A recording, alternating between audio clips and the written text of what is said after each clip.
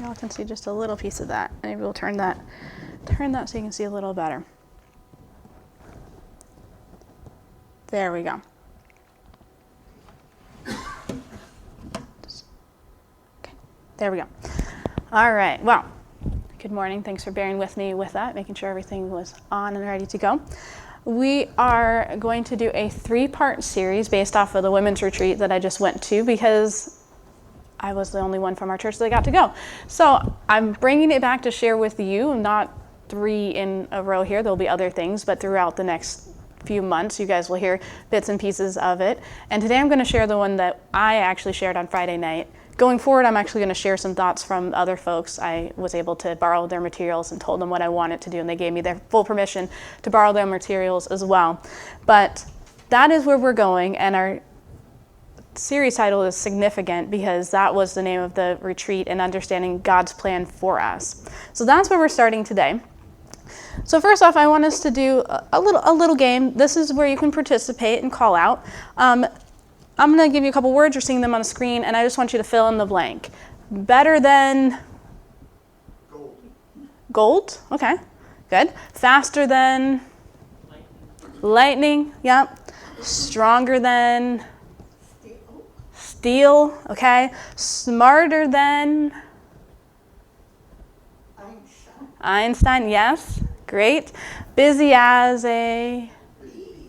A beaver. I heard a couple different animals that are really busy. So I mean, what are we doing here when we're using these words? What do these words help us do? Compare something to something. Now, we didn't necessarily put the front end of that, but that implies just by looking at that word, right? When you guys said better than gold, what's better than gold, right?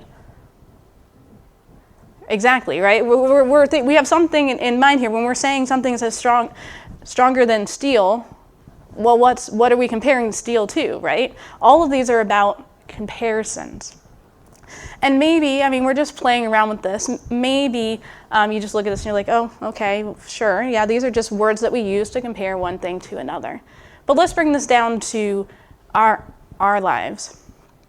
Are there ways that we perhaps are comparing or looking around? So I'm going to give you a little story. Some of you have heard parts of this story before. So when I was in high school, I had friends.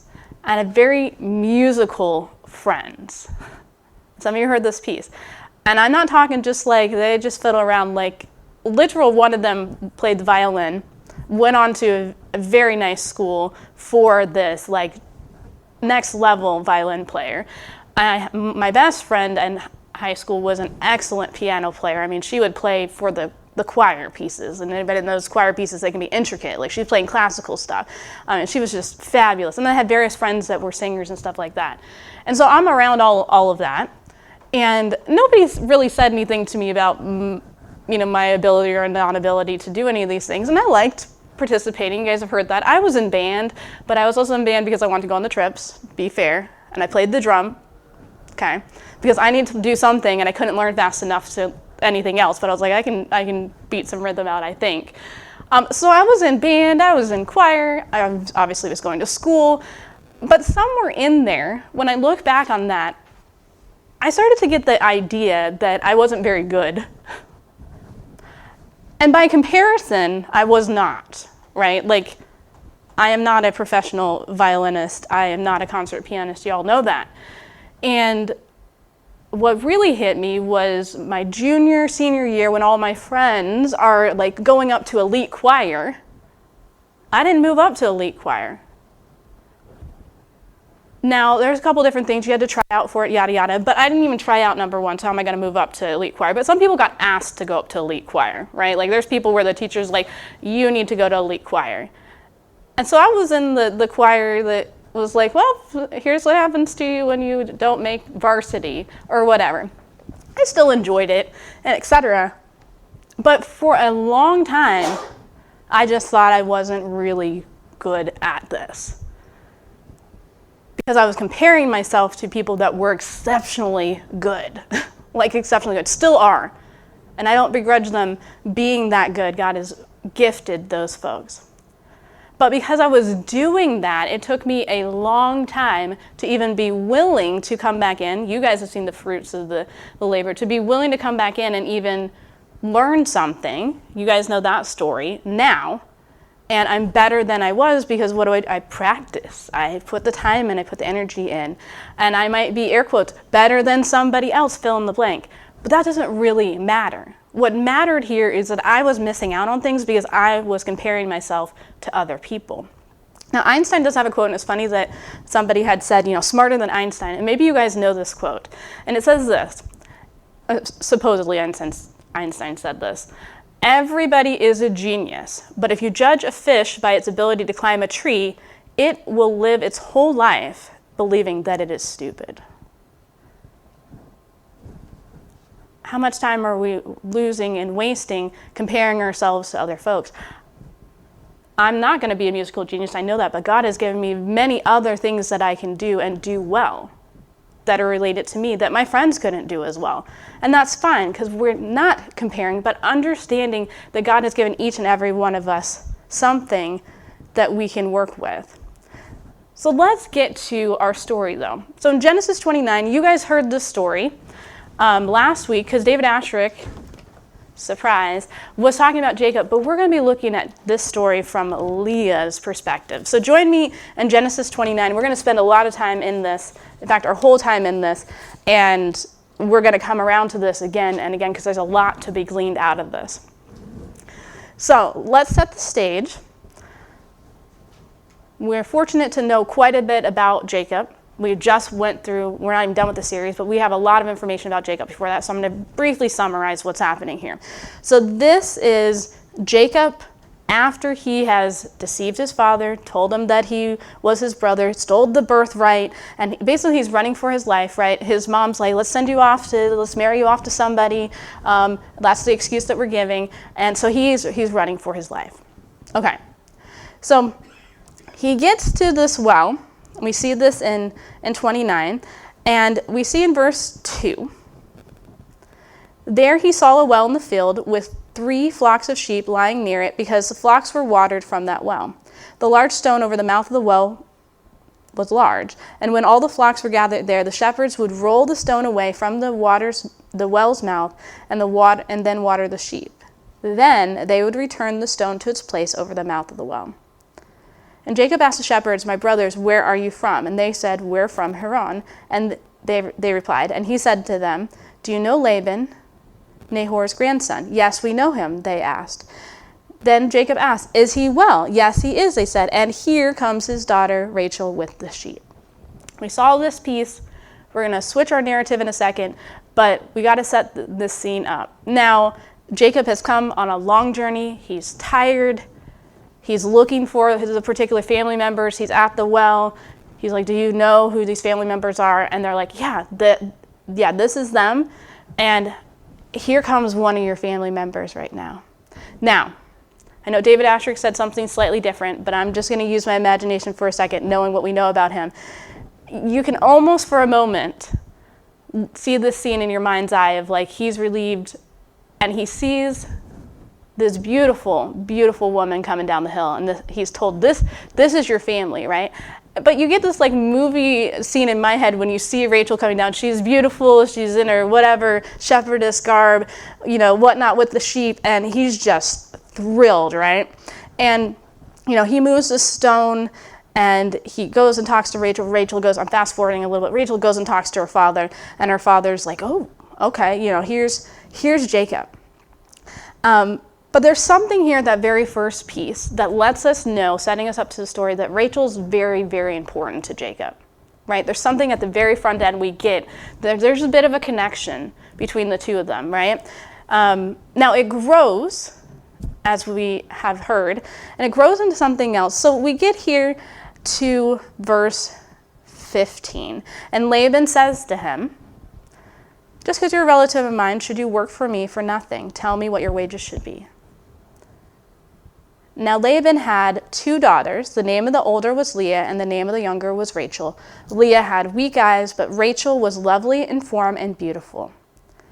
Jacob was in love with Rachel and said, I'll work for you for 7 years in return for your younger daughter Rachel. Here's our first comparison that we see in our story with Leah. When we first see Rachel, we see her down, very capable, coming in with the sheep. She's quick on her feet. She's going to go get her father, etc. We don't know anything about Leah until now. And what are we told? We're told two things: that she's the older, and that she has weak eyes, which we're not quite sure what that means. Maybe she needed glasses, etc. But we are told this in comparison to who? To Rachel, right? Leah just gets weak eyes, but Rachel gets lovely in form and beautiful. And not only that, but we know right off the bat, very quickly, Jacob has become in love with her and says, I'm going to work 7 years for you. Again, so imagine, especially ladies, we are really bad at this, all right? Some of you have sisters, some of you may not. Those of you who have sisters, don't recall too hard if this was hard. Know what I'm talking about. Whether you mean to or not, you get little hints about, who's looking better in what, who's got their hair done what, who's who's wearing their makeup this way or that way, or whatever. Now, this can happen with siblings too. I know, guys, you can have this too. You can have, is your brother, your sister, whoever, smarter, wiser, prettier, handsomer, etc., right? We kind of pick up these messages as we go along about our siblings. So put yourselves here in the shoes of these two girls, and one of you has been, certainly people will notice that you are beautiful, and the other one of you people are like, she's okay. But everybody, right, the message, whether they're saying to Leah or not, about her looks, they're just repeatedly like, your sister's so beautiful. Oh, she's so gorgeous, whatever. However they're doing that in their culture, right? What message is Leah going to be getting this whole time, right? Like, constantly, even though she's the older, well, Rachel's prettier, she's gonna go farther, fill in the blanks. You're constantly being told some kind of message, whether directly or indirectly, about your sister. And this is the setup. And not only that, but the stranger who's come into the land, he's fallen in love with your sister, right? And if you're Leah, you're like, of course he has, right? Like, what else, right? But at this point, we can suspend what we know is coming. At this point, we're just like, okay, we got these two sisters, one is better looking than the other, and Jacob really loves Rachel. Okay, fine, right? Like, we just leave it there. We're just like, okay, that's not tragic, not yet. And so, as we well know, at verse 20, so Jacob served 7 years to get Rachel, but they seemed like only a few days to him because of his love for her. And this is an important piece of this. Again, over and over, we see he's like, I want Rachel. I'm in love with Rachel. She's the one that I want for my wife. So he goes to Laban, his uncle, and says, I want my wife. It's time for us to get married. So what does Laban do? We all saw this last time. So Laban brought together all the people of the place and gave a feast. But when evening came, he took his daughter Leah and gave her to Jacob, and Jacob lay with her, and Laban gave his servant Zilpah to his daughter as her maidservant. And when morning came, there was Leah. So Jacob said to Laban, what is this you've done to me? I served you for Rachel, didn't I? And why have you deceived me? I mean, there's a major problem. We saw part of this. But again, looking at this from Leah's perspective, her father doesn't really care much about her interest here. He knows very well that Jacob asked for Rachel, but he's like, what else can I get out of here? And basically shoves her at Jacob, literally into his bed. We don't know, she doesn't say anything, obviously, until the next morning when he realizes that it's not her. I mean, imagine that. This woman has no voice at this point. We're just told she's got weak eyes, and her father basically has utilized her as a tool to get what he wants, throws her in this man's way, and then it's like, oh, hey, sorry, we don't give the youngers out before we give the older daughters out. But I want you to think of that. How many years did Jacob serve to get Rachel? 7. In the 7 years, and Leah's older, in the 7 years, nobody else married Leah. It doesn't tell us why, it doesn't tell us what age these girls were either. But 7 years is enough time if they were somewhat young adults and had to, grow up or whatever. Rachel's obviously a shepherdess. She's old enough to do that. And nobody wanted Leah's hand. So the father's like, oh, here's an opportunity. I'll just shove her off here and get some more work out of Jacob. I mean, talk about complicated. So as we well know, we're going to fast forward a little bit. We know that Laban gets him to, well, you're going to have to, if you want Rachel, sure, give me 7 more years. You can have both of them. Already, as we know, this is problematic. Because of what? This entire time we were just looking at this, right? What are these 2 sisters going to be doing? Because now they're sharing a husband. The entire time, if they weren't already, they're going to be comparing. And whether they want to or not, they're going to be comparing because we were told very specifically that Jacob loved Rachel.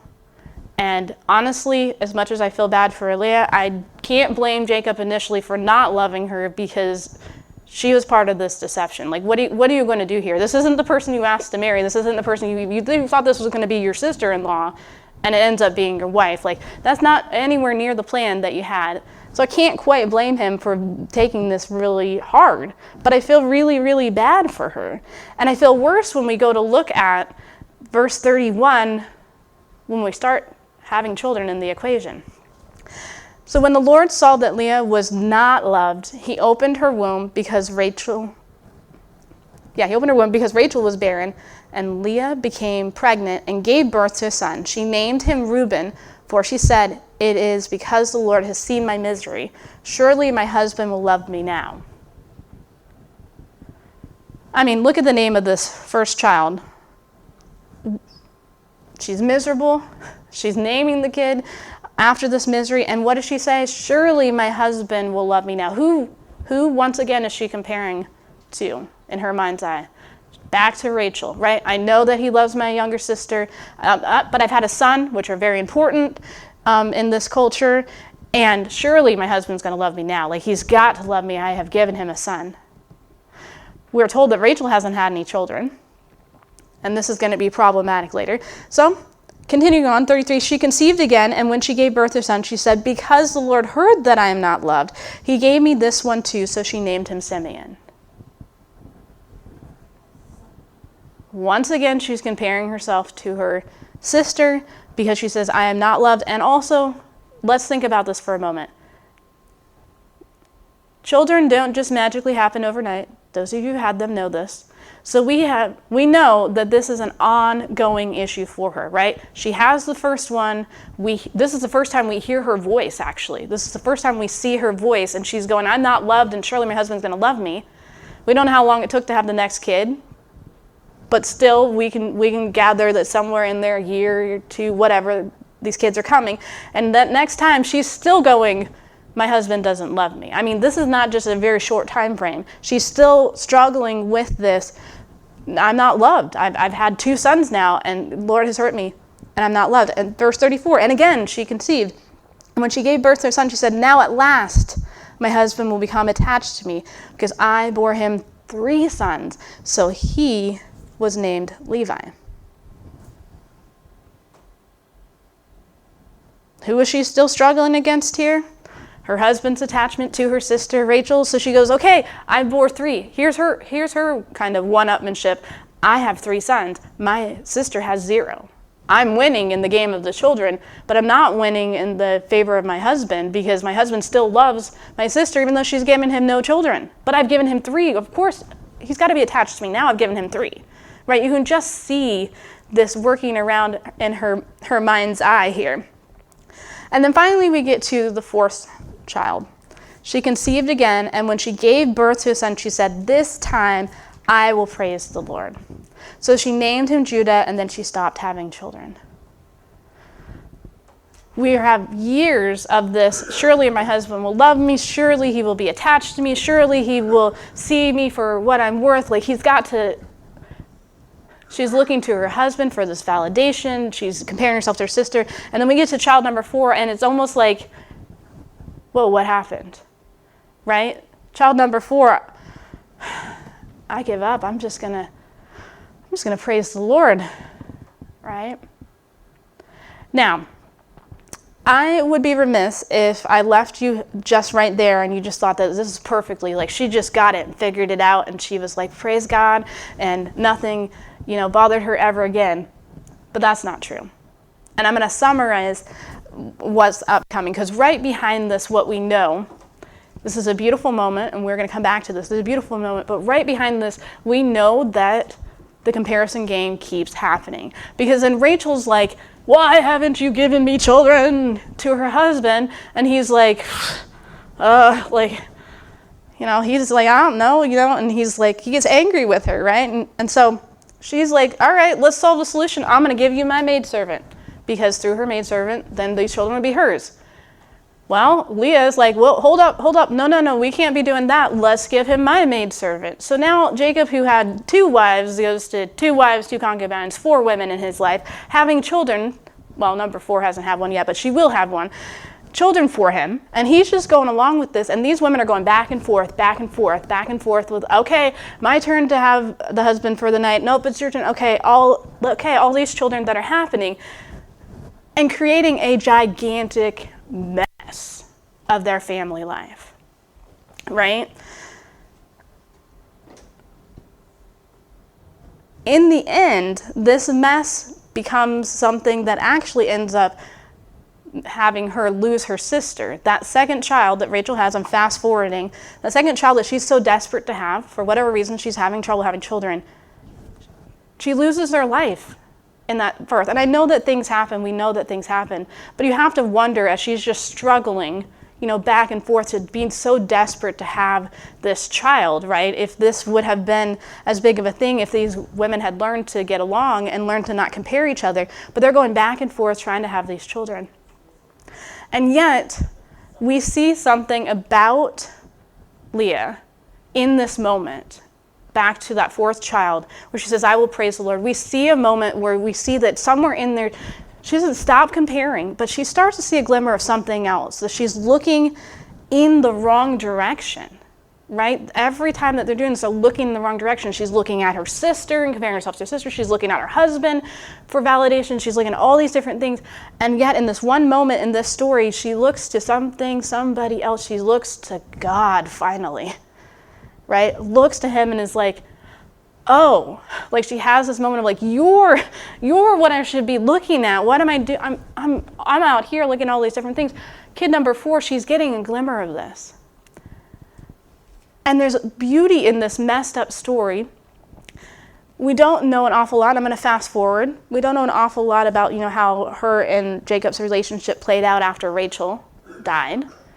But we do know that at the end of her life, she was buried in a place of honor. Like Jacob did honor her and buried her in a place of honor. And Jacob actually was asked to be buried next to her as well when he finally died. And so we don't get all those details, but we do get this much from her story. We do understand that comparison gets us nowhere. Her comparing herself to her sister was taking her nowhere. And perhaps we have the same problem. Maybe we compare ourselves, I know we do. We compare ourselves to others. They're better, stronger, smarter, busier, fill in the blanks, whatever we want to say. And yet, where is that getting us? Where is that taking you? Is it taking you like it was taking me with music? It took me years to get back. And I do like music, and I like to play for just enjoyment. I'm never going to be a professional, and that's okay. But I missed out on years of just being able to play and just have fun because I was not as good as other people around me. What are the things that you're missing out on because you're looking at other people? You're looking around you, not looking at what God has actually given you to work with. Because here's the antidote to comparison that we saw in here. It's praise. It's turning from looking at everybody else and everything else and turning to look at the one that actually knows you best, knows what he created you for. Like that, if you're a fish and you think you're supposed to climb trees, you're going to think you're a failure. But you're a fish, and if you're in the water and doing what you do best, right? And God knows what that is. He knows what you are and what you are designed for, and he has a purpose for you. And we get so lost when we are looking at comparing ourselves to that. And Leah, for that one moment, got it, where she went, I have been looking every kid up until this point, looking over here at my husband, my sister, and what I really need to be doing is I need to be looking over here. She didn't understand it perfectly. Neither are we going to understand it perfectly. But she got the piece that she needed to get. And I'm sure that God was working on this woman's heart. And she got the piece that we all need to get when we're comparing ourselves to others, and it's this. We need to take our eyes off of the people around us and turn our eyes on Jesus, the one who knows and created us, and get out of the comparison game.